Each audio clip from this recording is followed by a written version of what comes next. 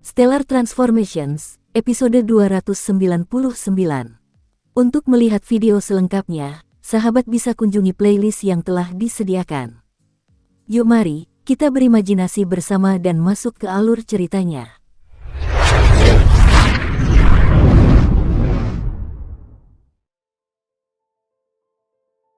Setelah menghabiskan 36 batu roh elemen berkualitas tinggi, Qin Yu mendirikan susunan konversi atribut emas dan duduk di dalam susunan formasi tersebut.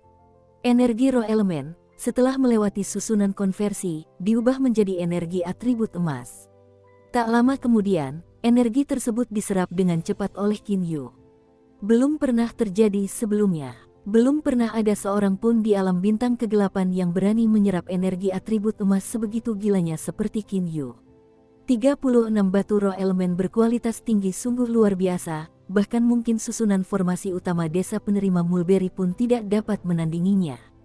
Namun, meskipun demikian, masih belum cukup energi atribut emas yang dapat diserap Qin Yu. Teknik bela diri alam bintang kegelapan benar-benar diberkati oleh dunia. Untuk mengubah tubuh secara fundamental, itu tidak lebih lemah dari teknik bela diri, 9 langkah tubuh emas gelap. Qin Yu merasa sangat tenang. Tubuhnya telah berubah ke tingkat yang menakutkan. Dan sekarang, saat menyerap energi atribut emas, dia hanya menyerap sebanyak mungkin. Para kultivator di alam bintang gelap berlatih untuk meningkatkan level tubuh mereka secara tepat. Artinya, jumlah kapasitas yang mereka miliki terhadap energi atribut emas. Semakin besar kapasitas tubuh mereka, semakin banyak yang dapat mereka serap. Namun, bagaimana dengan Qin Yu? Tubuhnya telah lama mencapai tingkat yang menakutkan. Kapasitas tubuhnya sangat besar. Dia bisa menyerap sebanyak yang dia mau. Energi atribut emasnya masih belum cukup. Saat Qin Yu menyerap energi tersebut, dia tidak merasakan perubahan besar pada tubuhnya. Karena itu, dia mulai merenung. Tiba-tiba, aku lupa bahwa ini adalah alam Jianglan. Qin Yu menertawakan dirinya sendiri. Dia melambaikan tangannya dan membatalkan arai konversi atribusi emas. Pada saat yang sama, dia menghilang dari ruangan pribadi. Membangun arai formasi di alam Jianglan, apakah Qin Yu bahkan perlu menggunakan batu roh elemen? Di alam Jianglan, dia maha kuasa. Di ruang alam Jianglan, Qin Yu berdiri di udara. Di dalam alam Jianglan, aku bisa membuat formasi konversi sebesar apapun yang kuinginkan. Qin Yu menunjuk ke depan. Sinar keemasan melesat keluar dari jari Qin Yu. Dengan santai, Qin Yu menggambar formasi. Setelah beberapa saat, sebuah formasi emas dengan keliling lebih dari 10.000 mil tercipta. Mengubah. Dengan suatu niat, susunan formasi raksasa dengan keliling lebih dari 10.000 mil itu mulai berputar. Ia mulai menyerap sejumlah besar energi roh elemen dan mulai mengubahnya menjadi energi atribut emas. Kurangi kecepatan konversi menjadi setengahnya. Dengan niat tersebut, kecepatan konversi susunan formasi langsung dikurangi menjadi setengahnya. Segera setelah itu, Qin Yu duduk di dalam formasi besar dengan kaki bersilang. Energi atribut emas yang meliputi seluruh langit mulai mengalir ke tubuh Qin Yu dari segala arah. Energi itu menyerbu otot, tulang, serat otot, dan bahkan sel-sel Qin Yu. Seluruh tubuh Qin Yu perlahan-lahan berubah. Sekarang setelah aku mengurangi kecepatannya hingga setengahnya, kecepatannya sama dengan kecepatan penyerapanku sekarang. Qin Yu sangat puas. Jika dibandingkan, tubuh emas gelap 9 langkah memiliki beberapa kelemahan. Tubuh emas gelap 9 langkah paling fokus pada tulang dan kedua pada otot. Namun, teknik bela diri sekte hukuman emas ini justru memberikan perhatian yang sama pada tulang dan otot. Jika dibandingkan dari segi ketahanan, tulang Qin Yu kini setara dengan artefak ilahi tingkat menengah. Namun, ketahanan ototnya kemungkinan hanya setara dengan artefak ilahi tingkat rendah. Jika ia diserang oleh pedang ilahi tingkat menengah, kemungkinan ia akan berdarah. Namun, pedang itu tidak akan mampu menembus tulangnya. Setelah 3 hari 3 malam penuh, dengan begitu banyaknya energi atribut emas yang mengalir ke tubuhnya, tulang dan otot Qin Yu terus berubah tanpa henti. Setelah 3 hari, tubuh Qin Yu akhirnya mencapai batas yang dapat ditanggungnya. Jika dia terus menyerap energi tersebut, maka tubuhnya akan berubah menjadi logam. Dengan jentikan tangannya, Qin Yu membongkar formasi besar berdiameter 10.000 mil itu. Bagiku, teknik bela diri tingkat dasar, menengah, dan lanjutan sekte hukuman emas semuanya sama. Qin Yu tersenyum tipis. Kemudian dia melangkah dan menghilang ke udara. Perbedaan antara teknik bela diri tingkat dasar, menengah, dan lanjutan terletak pada kecepatan transformasi tubuh seseorang. Namun, bagi Qin Yu, tubuhnya sudah terlatih hingga mencapai tingkat yang berhasil. Saat ini, dia hanya menjalani sebuah proses untuk mengubah penampilan luarnya. Kekuatan Qin Yu tidak banyak berubah. Namun, kini ia memiliki kekuatan emas sekte hukuman emas yang mengalir di dalam tubuhnya. Qin Yu langsung tiba di kediaman Ye Ku. Saat ini, Hou Fei dan Hei Yu sedang berlatih. Untuk sementara, Qin Yu tidak ingin mengganggu mereka. Ye Ku. Qin Yu melihat Ye Ku yang tidak jauh darinya. Ye Ku menghentikan latihannya dan berbalik untuk melihat Qin Yu. Seketika, dia membuka mulutnya lebar-lebar dan mulai tertawa. Qin Yu, bagaimana perasaanmu sekarang setelah tiba di alam bintang kegelapan? Lumayan bagus, kata Qin Yu sambil tersenyum. Namun, Ye Ku, aku baru saja mendapatkan teknik latihan sekte hukuman emas. Itu hanya teknik latihan tingkat dasar. Tapi, setelah aku berlatih dengannya, aku menemukan bahwa 9 langkah tubuh emas gelap tampaknya lebih rendah daripada teknik latihan sekte hukuman emas. Benarkah? Ye Ku sama sekali tidak percaya.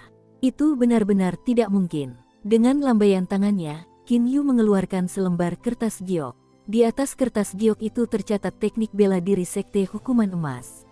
Ye Ku menerima gulungan giok dari Qin Yu dan kemudian memeriksanya. Dia berpikir sejenak dengan saksama, lalu berkata kepada Qin Yu, "Qin Yu, aku percaya bahwa teknik bela diri sekte hukuman emas lebih rendah daripada teknik bela diri klan dinosaurusku." Mengapa demikian? Ketika tubuh emas gelap 9 langkah mencapai tahap ke-9, tulang seseorang akan setara dengan artefak ilahi berkualitas tinggi. Namun, otot seseorang akan satu tingkat lebih lemah.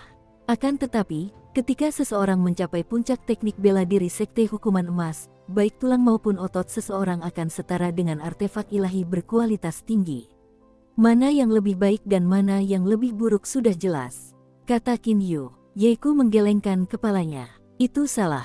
Jika dua orang, dengan bakat yang sama, masing-masing berlatih teknik 9 langkah tubuh emas gelap dan teknik bela diri sekte hukuman emas, orang yang berlatih teknik 9 langkah tubuh emas gelap pasti akan lebih kuat.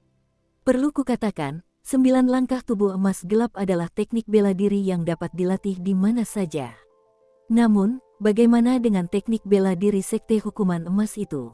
Teknik itu hanya dapat dilatih setelah membangun susunan konversi. Ini alasan pertama. Alasan kedua adalah bahwa 9 langkah tubuh emas gelap tidak memerlukan penggunaan batu roh elemen dalam membangun susunan formasi. Namun, teknik bela diri sekte hukuman emas membutuhkannya. Jumlah batu roh elemen yang akan digunakan akan sangat mahal. Ye Ku berkata dengan percaya diri, dan alasan terpentingnya adalah tulang secara alami jauh lebih keras dan kuat daripada otot. Teknik 9 langkah tubuh emas gelap memungkinkan mereka yang sudah kuat untuk menjadi lebih kuat lagi sekaligus meningkatkan kekuatan otot. Namun, bagaimana dengan teknik bela diri sekte hukuman emas? Ketika seseorang pertama kali berlatih, teknik ini tidak akan meningkatkan ketangguhan tulang. Sebaliknya, teknik ini meningkatkan ketangguhan otot. Teknik ini akan menunggu hingga keduanya mencapai tingkat yang sama sebelum perlahan-lahan meningkatkan keduanya bersama-sama. Agar teknik bela diri sekte hukuman emas seperti ini, pasti akan sangat sulit untuk mencapai puncak teknik bela diri tersebut. Itu karena tulang jelas lebih mudah mencapai tingkat kekerasan artefak ilahi berkualitas tinggi dibandingkan dengan otot. Qin Yu langsung tertawa. Ye Ku, aku tak pernah menyangka apa yang kau katakan akan cukup masuk akal. Selama latihannya, Qin Yu juga merasakan bahwa meningkatkan ketangguhan tulang jauh lebih mudah dibandingkan meningkatkan ketangguhan otot. Otot tidak hanya perlu keras, tetapi yang lebih penting adalah ketangguhannya. Untuk mengubah seluruh otot tubuh, diperlukan proses yang sangat hati-hati dan lambat. Namun, bagaimana dengan tulang? Meskipun ketangguhan itu penting, kekerasan bahkan lebih penting. Saya jamin bahwa ketika teknik bela diri sekte hukuman emas dilatih hingga tahap lanjut, mustahil untuk mencapai puncak di mana ia dapat dibandingkan dengan artefak ilahi berkualitas tinggi tanpa bantuan dari luar. Kata Ye Ku dengan keyakinan mutlak. Qin Yu terkejut. Bagaimana kau tahu itu? Teknik bela diri yang dia berikan kepada Yeku tidak menyebutkan hal itu. Qin Yu hanya mengetahuinya dari ingatan Su Zong. Yeku berkata dengan percaya diri, itu karena klan dinosaurusku telah berkali-kali mencoba menggunakan energi pada tingkat yang sama dengan energi roh elemen untuk berlatih. Otot hanya akan mampu mencapai kekerasan artefak ilahi kualitas menengah. Hanya tulang, karena pada dasarnya memang lebih unggul, yang mampu menjadi sebanding dengan artefak ilahi kualitas tinggi. Aku tidak percaya bahwa, tanpa bantuan eksternal, orang-orang di alam bintang gelap akan mampu membuat otot mereka mencapai tingkat artefak ilahi kualitas tinggi. Qin Yu mengangguk dan tersenyum. Benar, jika seseorang terus berlatih di sebuah planet, ototnya paling banter hanya akan mencapai tingkat artefak ilahi kualitas menengah. Adapun metode yang digunakan alam bintang gelap untuk memecahkan masalah sulit ini adalah dengan bantuan gravitasi. Gravitasi. Yeku menjadi bingung. Apa hubungannya dengan itu? Bintang kegelapan, kata Qin Yu. Ekspresi Yeku berubah. Mustahil. Bintang kegelapan yang berbeda memiliki gravitasi yang berbeda. Beberapa bintang kegelapan memiliki gravitasi yang sangat kuat sehingga bahkan para ahli yang telah mencapai tahap ke-9 dari 9 langkah tubuh emas gelap pun tidak dapat menahannya. Begitu menginjakkan kaki di bintang-bintang itu, seluruh tubuh mereka akan hancur berkeping-keping. Bahkan jiwa pun tidak dapat lolos. Qin Yu memahami bahwa bintang gelap, dalam kosmos sebelumnya milik gurunya, Lei Wei, adalah kosmos sains dan teknologi, bintang neutron, kerdil putih, dan planet-planet lain dengan tingkat gaya gravitasi yang menakutkan. Bintang gelap yang berbeda memiliki tingkat gravitasi yang berbeda. Beberapa bintang gelap yang menakutkan memiliki gaya tarik yang mendekati gaya tarik lubang hitam. Bahkan benda-benda sekuat artefak ilahi berkualitas tinggi pun akan runtuh di bawah bebannya. Aku tidak percaya bahwa orang-orang dari alam bintang gelap mampu menemukan bintang gelap yang paling cocok untuk mereka berlatih, di mana gaya gravitasinya kebetulan berada pada batas kemampuan mereka dan tidak melebihi kemampuan mereka untuk menahan beban. Bagaimana mungkin ada kebetulan seperti itu? Kata Yeku dengan yakin. Dulu, para senior dari klan dinosaurusku juga pernah berpikir untuk menggunakan gaya gravitasi bintang gelap untuk berlatih. Namun, banyak dari para senior malah kehilangan nyawa mereka ketika menginjakkan kaki di bintang gelap dengan tingkat gravitasi yang mengerikan. Sejak itu, tidak ada yang berani memasuki bintang gelap tanpa izin. Qin Yu mengangguk. Memang sangat sulit untuk mengetahui seberapa kuat gravitasi bintang kegelapan. Beberapa bintang kegelapan memiliki gravitasi yang sangat lemah, yang bahkan kaisar abadi biasa pun mampu menahannya. Namun, ada beberapa yang memiliki gravitasi yang sangat kuat dan menakutkan. Kekuatannya begitu dahsyat sehingga bahkan jiwa-jiwa baru pun akan hancur karenanya. Aku juga tidak tahu bagaimana para senior alam bintang kegelapan berhasil menemukan bintang kegelapan yang sesuai dengan kebutuhan mereka. Namun, yang aku tahu adalah mereka memiliki 18 bintang kegelapan tingkat kaisar yang legendaris. 18 bintang kegelapan ini masing-masing cocok untuk ahli tingkat kaisar bintang 1 hingga ahli tingkat kaisar bintang 18. Mereka yang mampu bertahan selama 2 jam penuh di atas bintang kegelapan akan dapat diberi peringkat bintang sesuai dengan bintang kegelapan tersebut, kata Qin Yu sambil tersenyum. 18 bintang gelap tingkat kaisar. 18 bintang gelap tingkat raja. 36 bintang kegelapan yang legendaris adalah sesuatu yang hampir semua orang di alam bintang kegelapan mengetahuinya. Lebih dari setengah ahli di seluruh alam bintang kegelapan berlatih di bintang kegelapan tersebut. Adapun bagaimana ke-36 planet yang kebetulan cocok untuk para ahli setingkat raja dan kaisar ini ditemukan, Qin Yu tidak tahu. Qin Yu memiliki pemikiran yang sama dengan Yeku, ini praktis tidak mungkin. Sebagai contoh, untuk menemukan bintang kegelapan yang cocok untuk latihan bagi seorang kaisar bintang 18, setidaknya orang yang menemukan bintang kegelapan tersebut haruslah seorang kaisar bintang 18. Itulah tingkatan terkuat yang bisa dicapai seseorang sebelum naik ke alam ilahi. Bagi seorang ahli seperti itu untuk mencari bintang kegelapan, meskipun akan berbeda jika ia berhasil menemukannya, tetapi jika ia menemukan bintang kegelapan dengan gravitasi yang lebih kuat daripada yang bisa ia tanggung, maka itu berarti ia akan mati seketika. Ada berapa banyak ahli tingkat kaisar bintang 18 di alam bintang gelap? Kemungkinan besar bahkan tidak ada satupun. Jadi bagaimana mungkin mereka berani mengambil risiko mencari bintang gelap? Jika mereka perlahan mendekati bintang gelap dan mundur ketika tidak mampu menahan gravitasi, lalu turun ketika mampu, menggunakan metode semacam ini seharusnya memungkinkan mereka untuk menemukan bintang gelap. Tiba-tiba, ide seperti itu terlintas di benak Qin Yu.